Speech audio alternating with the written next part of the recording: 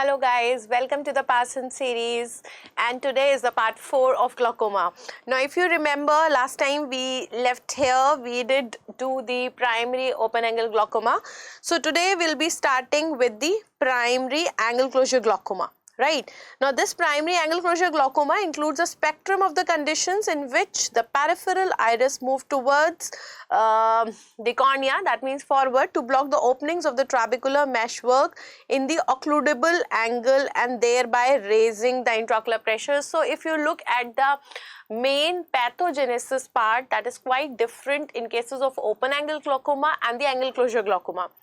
In cases of open angle glaucoma, there was a block per se in the trabecular meshwork, especially at the juxtacanalicular area of the trabecular meshwork that was having the highest resistance to the flow of aqueous humor. But if you look here in the angle closure glaucoma, if this is the cornea here and this is the iris, okay, we have got the ciliary body and this is the lens. Now I am going to show you how normal aqueous humor flow takes place. Normal aqueous humor will take place, formation will take place from the ciliary body. It will come up from the posterior chamber into this anterior chamber, from the posterior chamber into this anterior chamber, and when it is coming into the anterior chamber, it is passing through this angle of anterior chamber and then it is going through this trabecular meshwork, because 90% of the drainage is taking place through the trabecular meshwork. It is something like this. Now what happens in cases of occludable angles? The angle of anterior chamber is very shallow. So all the 5 structures, now what are the 5 structures in the angle of anterior chamber? Let's see that. Number 1, we have got the root of the iris. Number 1 is the root of the iris. Number 2, we have ciliary body band. Number 3, we have got the scleral spur. Spur means the projection, scleral spur. Then number 4, the trabecular meshwork, and then number 5 is your Schwalbe's line. Number 5 is the Schwalbe's line. Schwalbe's line is the prominent end of the Descemet's membrane of the cornea. So if you look at the normal flow of the aqueous humor, it is something like this, then it's going like this, and then it's going like this. Similarly this, then this, and then it's going like this. Yes. Now if I have occludable angle and all these structures in this angle of anterior chamber are not visible, and there is some factor which is leading to the mid dilatation of the pupil, something which leads to the mid dilatation of the pupil. Now due to the dilatation of the pupil, now what will happen, I will draw the iris with a different color to show you now. So it is not only that it is dilated, it is something like this. Now it is not only dilated, it is also coming like this. So this iris is coming something like this. Here also it is coming something like this. Now can you see, we have dilatation and also it is touching the equator of the lens. So this is something which is called as the iridolenticular apposition, right? So they are very close to each other. Now because they are very close to each other, now I do not have any place from which the aqueous humor can go, and therefore I will have lot of aqueous humor collection behind the iris here. So this will be pushing the iris anteriorly. So this is pushing the iris anteriorly, something like this. Now when it is pushing the iris anteriorly, iris will come something like this, and here also it is coming like this. So when it is ballooned towards the cornea, now this iris, okay, it has become something like this now. Now when we have got this ballooning of the iris and it is coming in contact with the cornea, this is called as iris Bombay formation. This is called as the iris Bombay formation, and due to this formation of iris Bombay, we have got the iridocorneal contact. We have got the iridocorneal contact, means there is a contact between the iris and the cornea, and this can lead to the acute congestive glaucoma. Now once the acute congestive glaucoma has taken place, the iris and the cornea has come into the contact, okay, and it has been present for a very long time, I can have the formation of PAS. that is peripheral anterior synecdoche. Now what is this? It is your peripheral anterior synecdoche. Now whenever we call synecdoche, they are actually always with respect to the iris. They are always with respect to the iris. So they are anterior synecdoche, they are anterior to the iris. Anterior to the iris is cornea. So they are between the iris and the cornea. Slowly and gradually this will lead to the chronic synechial angle closure glaucoma. Chronic synechial angle closure glaucoma, right? So this is how just the mid-dilatation of the pupil in cases of the occludable angles can lead to the formation of iris bombay, it can lead to acute congestive glaucoma, it can lead to the formation of the pars, and it can also lead to the synechial angle closure glaucoma. So I hope this is very, very clear now, right? See this. Can you see here? We have got very thin recess. When they are doing the slit beam examination, a very narrow angle axis, that is just 20 degrees seen. So that shows that the angle of anterior chamber is very, very narrow here. Okay, now talking about the epidemiology, it is common among Asians, Eskimos, uncommon in Africans and Caucasians, and it is accounting for 6% of all the glaucomas amongst the Caucasians, in whom it presents in the 6 to 7 decade. In contrast, if I talk about the Asians, okay, at least a decade or more earlier in Asians, and accounts for 50% of the primary adult glaucomas in the ethnic group. So 50% are your open angle glaucoma, and that is why we say that in cases of Indians per se, if I ask you what is the ratio of primary open angle glaucoma is to the primary angle closure glaucoma, it is 1:1. In India the ratio is 1:1. 50% is open angle glaucoma, 50% is angle closure glaucoma, and it's more common in the females, right? But in the asymptomatic or the creeping, in the asymptomatic type, the chronic type, males and females are equally affected. But if I talk per se about the acute congestive glaucoma, it is more common in the females. First degree relatives are certainly at the higher risk group. So if I talk about the risk factors, okay, females, especially in the acute congestive phase, then 50 years, because if I say that 60 years is the mean age when we are expecting, though it can occur any time after 40 years. So if it is occurring at the age of 60 in cases of open angle glaucoma, decade earlier in cases of angle closure glaucoma, 50 years. Now what are the other risk factors? Hereditary predisposition obviously is there in both the types of glaucoma. So anatomical factors which can predispose to angle closure glaucoma, because it leads to a very narrow space at the angle of anterior chamber. So again these are a lot of risk factors. These are the anatomical risk factors which can lead to the angle closure type of glaucoma: small eye, small cornea, then you have shallow anterior chamber, if there is anterior positioning of the iris lens diaphragm. Now obviously if this is your cornea here, right, this is your iris here and this is the lens.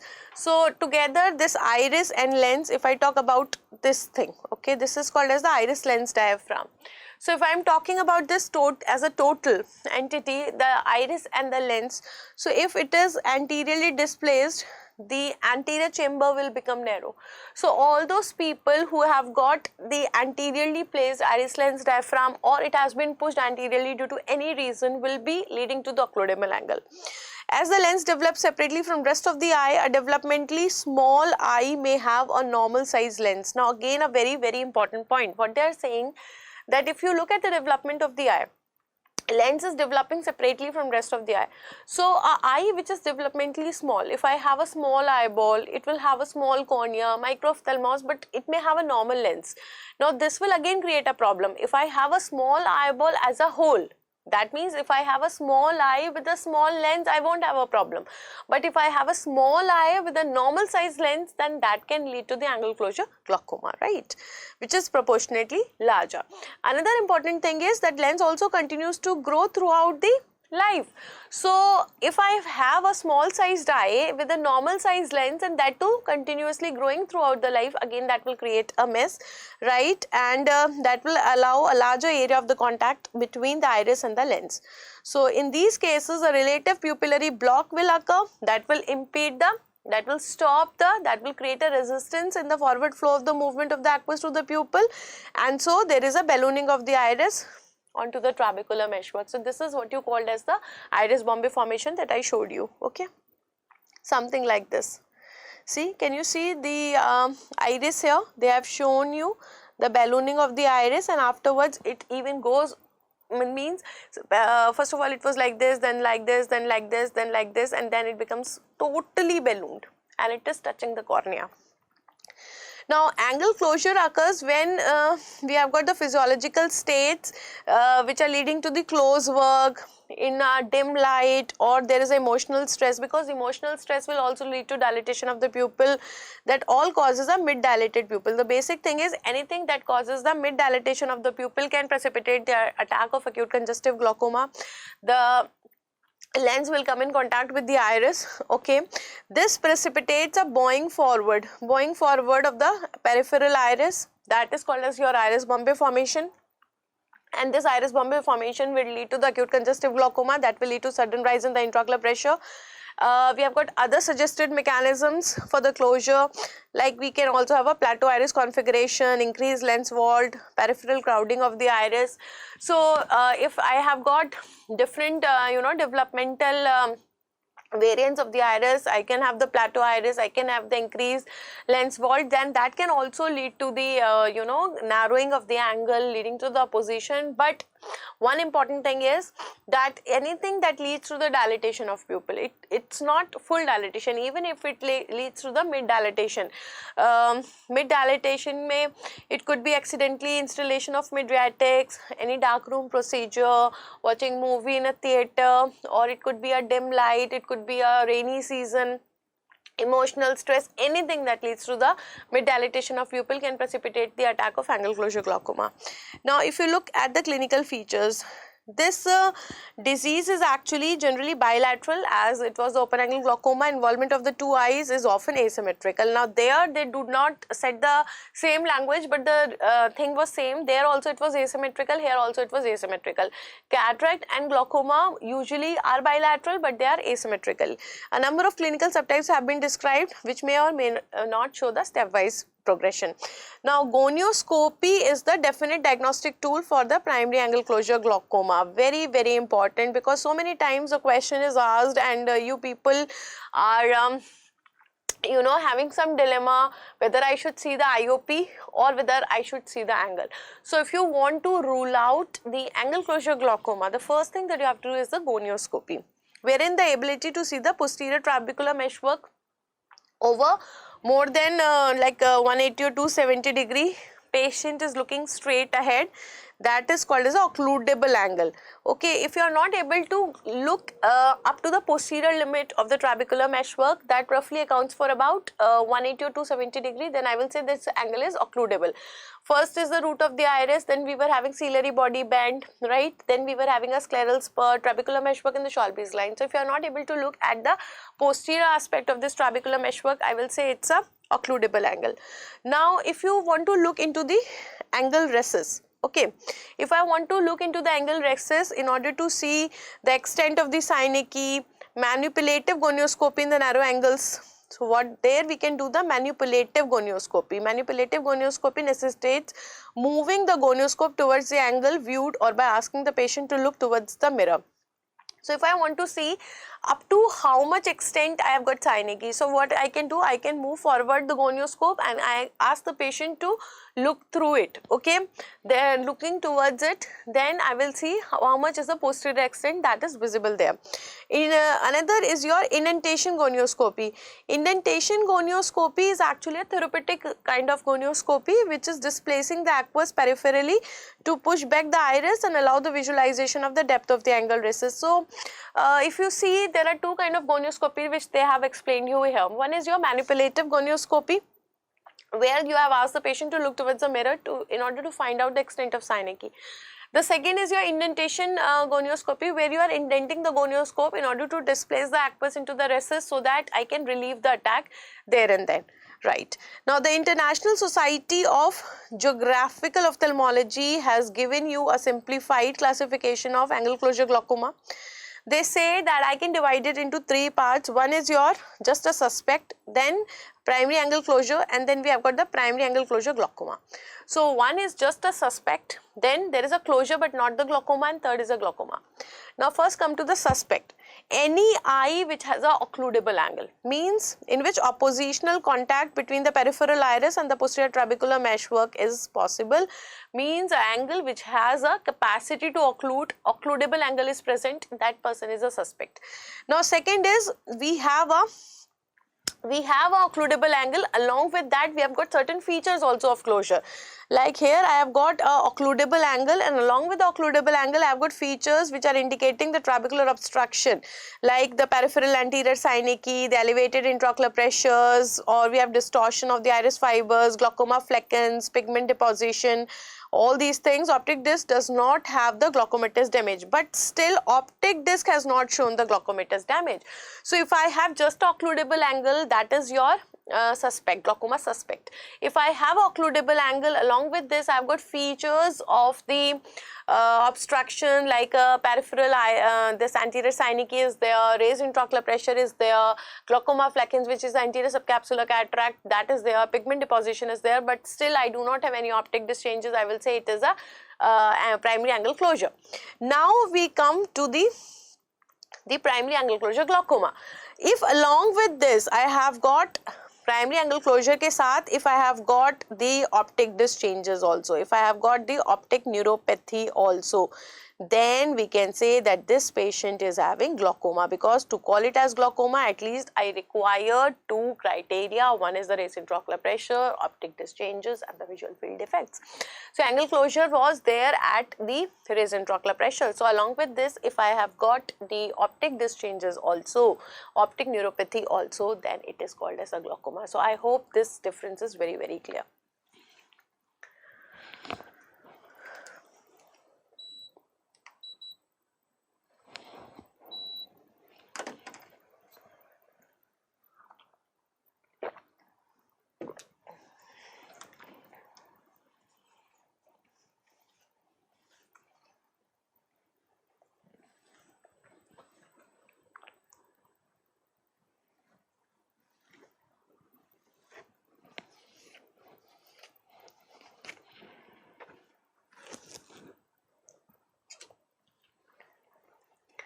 Alright, so once you have seen these changes, now coming to the entities, the clinical classification. If you look at the clinical classification, the first thing is the angle closure suspects. So, they say that, as I told you before also, that the suspects means that they have just the occludable angle. So, they are identified, these patients are identified by a shallow anterior chamber with a occludable angle. If I am having a shallow anterior chamber with a occludable angle, these are actually your suspects, the one in which the pigmented trabecular meshwork is not visible without indenting or manipulation. Means I can say that this angle is occludable if I am not able to see the posterior aspect of the trabecular meshwork, that is within 180 or 270 degree, without doing the manipulative gonioscopy or indentation gonioscopy, means just by itself you are not able to see. The angle recess in such eye will be less than 20 degree. No other gonioscopic abnormalities are present. Now, this is again very important, because if you are saying it is just a suspect, that means no other abnormality should be present. Now, a darkroom prone provocative test. What provocative test we do for the open angle glaucoma? That is your water drinking test. For the angle closure glaucoma, we do the darkroom prone test. This may be used as a diagnostic tool where we can precipitate the closure of the angle.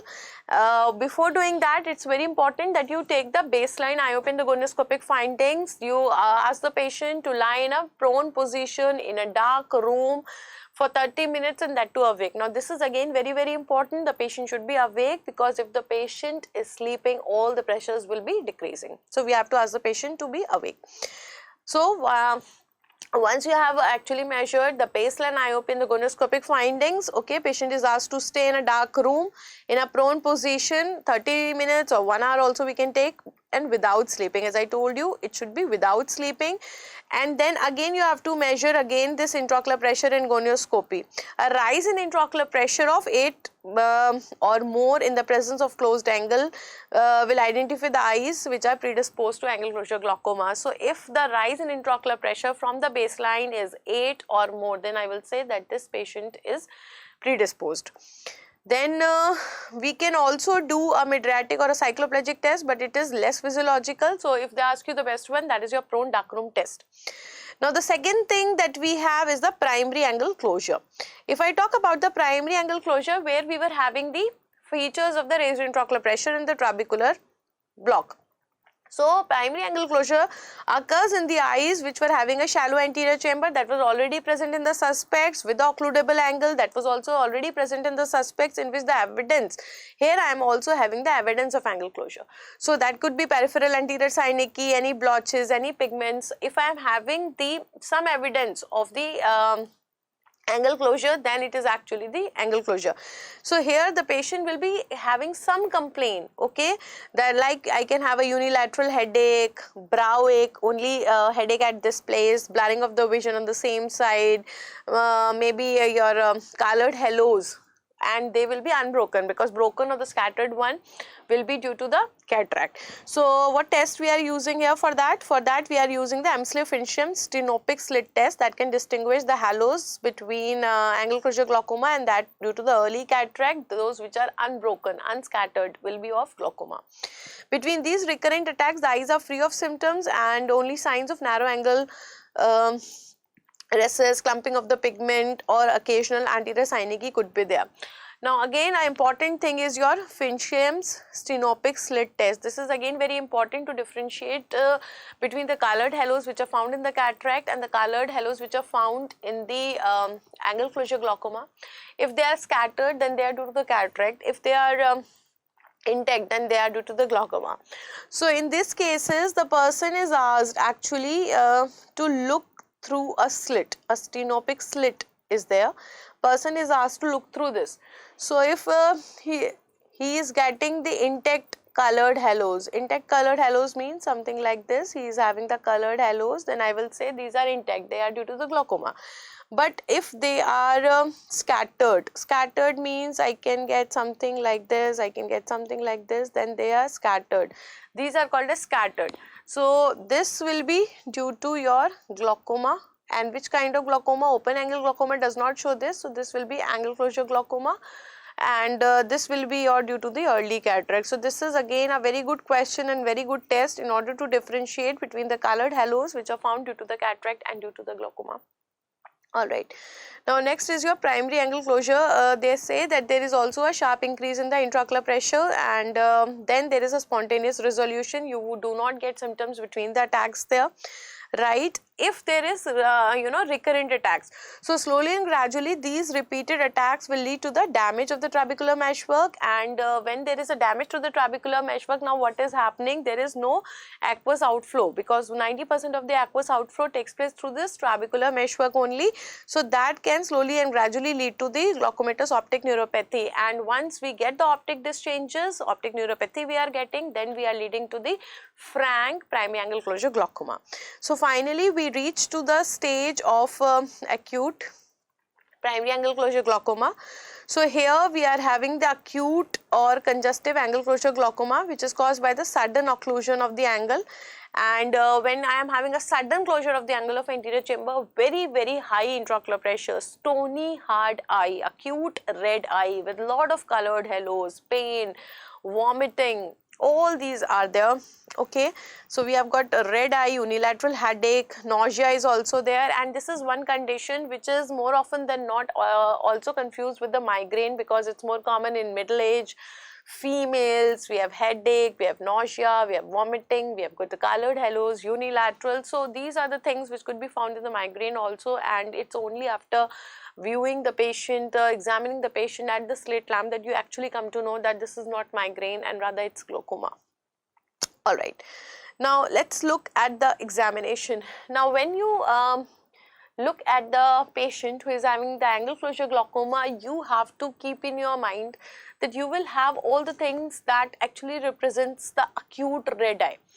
Whenever we have sudden painful diminution of vision, two things must come to our mind. One is your acute anterior uveitis and one is acute congestive glaucoma. Now both of them will be causing sudden painful diminution of vision, but amount of severity, amount of pain, amount of redness, amount of circumciliary congestion will be drastically more in cases of glaucoma. Severity wise, it is more in angle closure glaucoma. Angle closure glaucoma will be occurring in more elderly age group, that will be occurring in the females. Then you will have what you called as colored halos, that will be more prominent there. Nausea, vomiting will also be there. Stony hard eye, that will also be there. So more often than not, you are easily able to recognize that whether it is uveitis or whether it is glaucoma.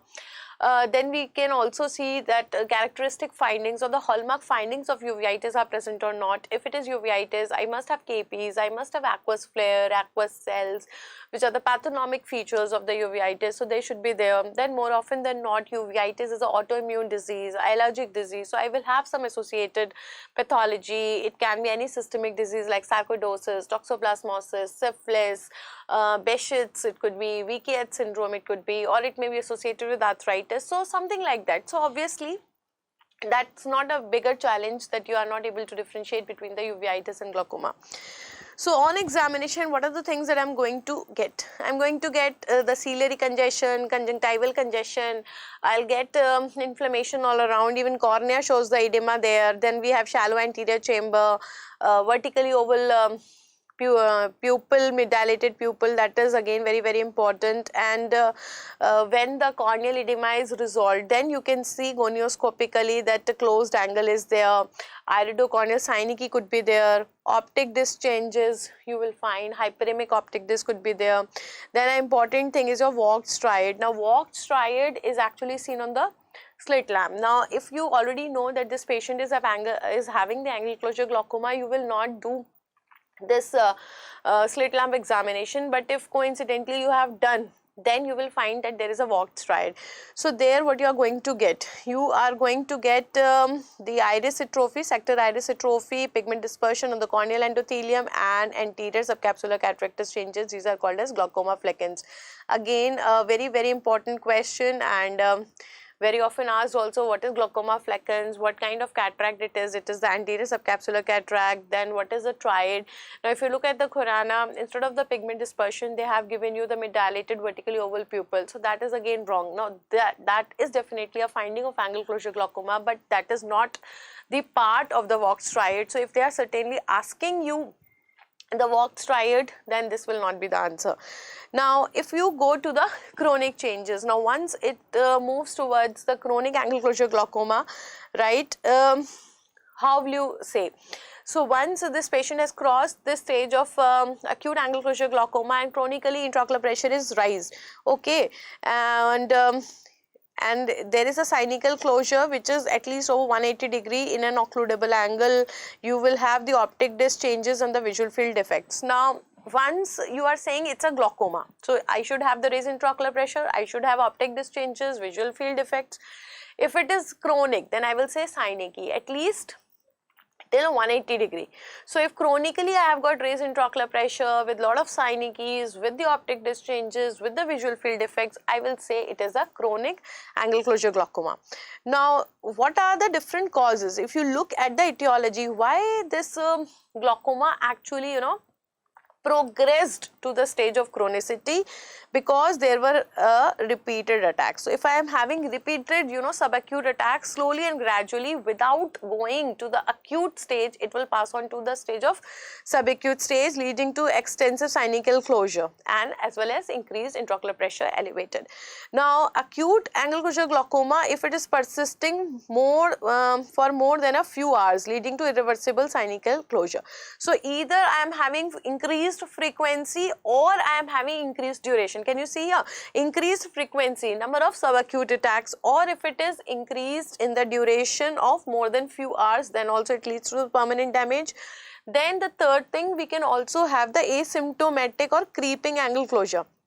Okay, asymptomatic है, it did not give its symptoms, but it it kept on moving in an insidious way, in a gradual progressive way, and slowly and gradually the synovial closure took place within whole of the depth of the angle and leading to the entire circumference. Then that can also lead to the chronic synovial angle closure glaucoma.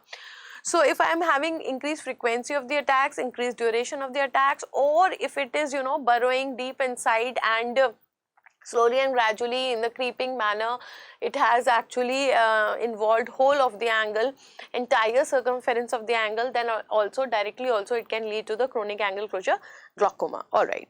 Now these are the pictures they have given. Here what you have to notice, can you see here, this is a vertically oval pupil they have given you, and then they are also trying to give you the glaucoma fleckens, anterior subcapsular cataract they are also giving, and what are the other things that you have to follow here? We have got this circumciliary congestion. This is your circumciliary congestion. Now I hope you people remember what is the difference between the conjunctival congestion and the circumciliary congestion. Let me revise it with you. This is your vertically oval pupil. We have got the vertically oval pupil here, and this is your glaucoma fleckens, that was your anterior subcapsular cataract. Now if you remember, what are the two kind of congestion we can have? One is your conjunctival congestion and one is your circumcorneal or circumciliary congestion. Conjunctival congestion means congestion will be only in the superficial vessels. Now when the congestion is present only in the superficial vessels, they will be present more towards the periphery and fornix, and the limbal area will be clear here, something like this. But if it is a circumcorneal, so circumcorneal congestion will be all around the cornea, which is also called as circumciliary. So this is actually approaching the ciliary vessels. So it is actually approaching the ciliary vessels, something like this. So this is more towards the limbus, and this will be giving you the clear fornix. So this is your circumciliary congestion or the circumcorneal congestion that you are going to get in both acute congestive glaucoma as well as acute anterior uveitis, while more common will be in the cases of acute congestive glaucoma. And because it is a deeper congestion, so this will not be blenched by phenylephrine. If you look at them, suppose you are having some confusion, you can put and instill the phenylephrine. If it is blenching, then it is just the superficial one. Alright. Now if you go to the treatment, now we know here that the treatment will be relieving the pain, relieving the pressure. So when the intraocular pressure is elevated, it is controlled by the topical and systemic medications, okay.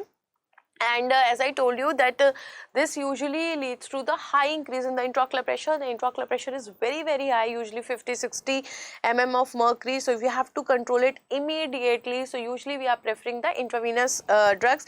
And those who had doubts about that whether we use acetazolamide or mannitol, you can clearly see that they say intravenous acetazolamide 500 milligram and or intravenous mannitol after ensuring that the patient does not have any cardiovascular disease. So clearly mentioned that the first choice is intravenous acetazolamide. Now some of the ophthalmologists even say that if the patient is taking orally well and not having any oral intolerance, we can even go for oral acetazolamide. So if acetazolamide is available in the options of the angle closure glaucoma, clearly speaking, you have to go with the acetazolamide. Only in the resistant cases which are not responding to the acetazolamide, we go for the mannitol, right? So the first drug to be used is your intravenous acetazolamide. The second drug to be used is the intravenous mannitol. But again, mind you, none of them is the drug of choice. Drug of choice is actually something that is reversing the cycle, and the cycle was starting with the mid dilatation of the pupil, and that is why that cycle can be reversed with the help of a miotic, that is your pilocarpine. So there you have to give the pilocarpine. These measures will reduce the intraocular pressure. Not only they are reducing the intraocular pressure, they relieve the ischemic changes in the iris and also decrease in the corneal edema. So if you look at the mechanism of action, by decreasing the pressure, you are decreasing the ischemia, you are decreasing the edema. Gonioscopy can be attempted at this time. Then I told you that next we give the pilocarpine. So this pilocarpine is actually the drug of choice, which is a miotic which will reverse the sequence of the events that were caused by the mid-dilatation of the pupil. This can be given to constrict the pupil, and then we can give the other anti-glaucoma medications. Now, if you talk about the general treatment for the pain, I can give the opioids, antiemetics could be given, steroids. Most of the cases, you know, have a lot of inflammation in the form of circumciliary congestion, so there you have to give the steroids. If the pupil continues to be blocked, we can even apply the pressure on the central part of the cornea with a moist cotton to displace the aqueous in the center of the anterior chamber towards the angle recess. So here even we can do the indentation to this indentation gonioscopy, or what we can do, just placing the, suppose this is the cornea here, we can just place the moist cotton in the center and we can press it, so that we are manually, you know, displacing the aqueous humor to go towards the angle recess, and we can actually increase the flow of the aqueous humor that time. This helps to mechanically push the iris away from the cornea after the control of intraocular pressure. Laser iridotomy is a mandatory as a prophylactically in the fallow eye. So if you remember, I told you in the last session that like laser trabeculoplasty, where we were using the argon laser or diode laser or the frequency doubled Andiag laser for the photocoagulation of the collagen in the trabecular meshwork, that was causing the collagen shrinkage and increasing the aqueous outflow through the trabecular meshwork. That was used as a treatment of choice for the prophylaxis in the fallow eye. Similarly, in cases of the angle closure glaucoma, we are using the iridotomy. Iridotomy means just we are creating an opening in the iris. Now, if this iris Bombay formation has taken place, iris has, you know, ballooned towards the cornea. So what I'll do, I'll create an opening here, so aqueous humor can come through this opening and it will not collect behind. So if it will not collect behind, it will continue to go. Obviously, the sudden closure of the angle of anterior chamber will not take place. Peripheral anterior synecdoche will not be formed, and chronic synechial angle closure glaucoma will also not take place. Now, what is the procedure of this peripheral laser iridotomy? In this procedure, iridotomy, so that means a hole in the iris. So we are creating a hole in the periphery of the iris, allowing the aqueous to drain directly from the posterior chamber into the trabecular meshwork. This prevents the iris being pushed forward, that is preventing the formation of the iris Bombay, and therefore it is eliminating the higher aqueous humor pressure behind the iris, and so that it will remain back only. So this is performed by the Nd:YAG laser. It should be at least 150 to 200 microns in size, and the position is 1 o'clock or 11 o'clock position. So if you remember, for the laser trabeculoplasty, we can use argon laser, diode laser, or the frequency doubled Nd:YAG laser. Here the lasers that we are using is your Nd:YAG laser. There the size was 50 microns. Here we are using 150 to 200 microns, and the position is 1 o'clock or 11 o'clock. A drop of topical pilocarpine. Then another important thing, we are also using the topical pilocarpine 30 minutes prior to the laser therapy, keeps the peripheral iris taut also. Now for this, when I want to create a opening, I want the iris to be taut. So for that, 30 minutes before, I can give a drop of pilocarpine. A crypt in the iris is identified, and the laser is then we have, if you remember, the normal structure of the iris. So what is happening, if you look at the normal structure of the iris, we have got number of crypts there. We have got the collarate pattern, the circular as well as longitudinal fibers are there, and something like this. So a crypt is identified in the iris, and there we can create the opening with the help of a laser. Depending upon the thickness, the power that we are using is varying from 3 to 6 mJ. Post-operatively, when you have done with the opening, you can give the steroids, anti-glaucoma medication, because whenever you are doing some procedure near the angle of anterior chamber, obviously there is a high chance of rise in intraocular pressure. Now if you remember, last time also I told you that when we do the laser trabeculoplasty, there also we were using the apraclonidine before, because it was leading to the decrease in the intraocular pressure transiently by 5 to 7 mm of mercury. So here also we can do the same. On the first post-operative day, the iridotomy is examined for the patency, size, and gonioscopy is also re-evaluated. So what are the things that you have to do after that? On the first post-op day, look for the patency, look for the size, as well as do the gonioscopy, and you have to see what are all the structures are visible now. So see here, the eyes are evaluated. Now once you have done this, can you see how will it look like from the top. So if you are giving the opening with the help of a laser, this is how it's going to look like. If you see, this is your laser iridotomy. While when we do it surgically, then it is something like this. This is called as surgical peripheral iridectomy. Then it is surgical peripheral iridectomy. This is actually your first choice. This is first choice, but if the laser is not available, then this is your second choice. This is your wedge shape. This is your wedge shape resection that we are doing. So afterwards we have to evaluate it. Okay, so this is evaluated actually 2 to 4 weeks after the iridotomy to rule out if there is any chance of chronically raised intraocular pressure. If this is present, then you can give the anti-glaucoma drugs or the surgery, and again we have to set a target pressure which was near about 16 to 80 mm of mercury, and or we can set individually according to the extent of the visual field defects, as we were doing in cases of open angle glaucoma. So there was, you know, sharp contrast between the open angle glaucoma and the angle closure glaucoma.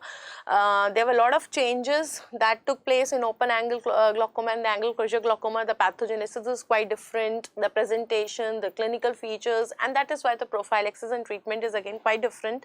If you look also clinically the questions, then the open angle glaucoma will go more towards the cataract. So there are many chances that if you are dealing with a case of open angle glaucoma, cataract will also be given in the option. Similarly, this patient who is having the angle closure glaucoma is actually a patient who is having a sudden painful kind of vision loss, and this patient is more simulating with the acute anterior uveitis.